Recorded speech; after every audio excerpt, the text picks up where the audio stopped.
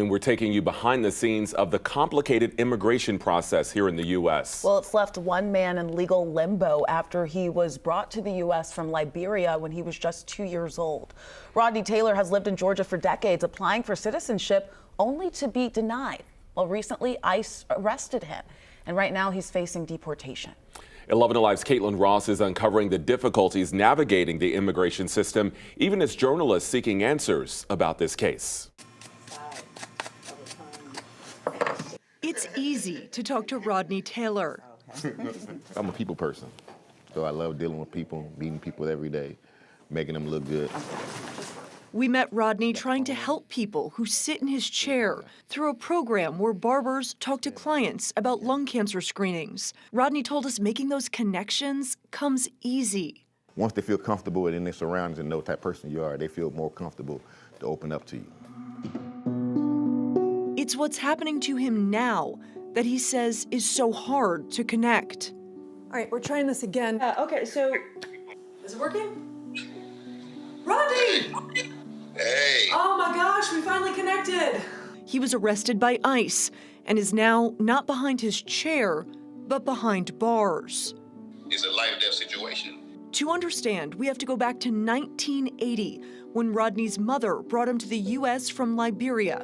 He was 2. Born with clubbed hands and feet, she brought Rodney here for amputation surgeries under a medical visa. He's lived here ever since, but his applications for citizenship have been denied. I feel like I'm at my wit's end. You know, I rely on prayer. That's because Rodney pled guilty to felony burglary charges when he was 16. 16 years later, the Georgia Parole Board pardoned that conviction. But the crime makes him ineligible for amnesty programs for minors. ICE officers cite the burglary case on his detention order now. They're still trying to prosecute me for something I did 30 years ago as a child. It's hard to swallow. Hard, but not uncommon, says immigration expert and attorney Charles Cook. Shows you how complicated immigration law is. Somebody who's been pardoned by the state, been forgiven, moved on with his life. Now, decades later, ICE comes along and says, hey, we're going to arrest you and deport you to a country you don't know. The latest Pew Research poll shows 59% of Americans approve of increased efforts to deport people who are undocumented.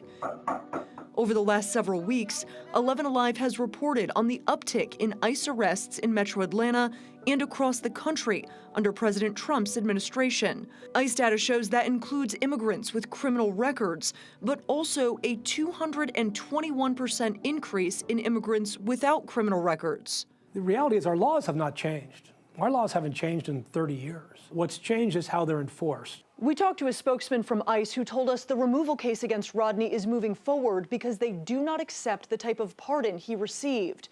The Department of Justice told us it has no record of Rodney's case and won't until he's charged. But 3 months after his arrest, that still hasn't happened. Behind bars, Rodney is trying to stay positive, helping other detainees get ready for their court dates. They allow me to cut hair, do what I do, pass the time. He's hoping to get back behind the chair for good. As long as I feel like I'm helping somebody, I feel good. Reporting in Tucker, Caitlin Ross, 11 Alive News. And immigration officers told Rodney he would be deported 3 months after he was arrested, and so that would be this week. But he says he still has not had a court date. We'll keep you posted, though.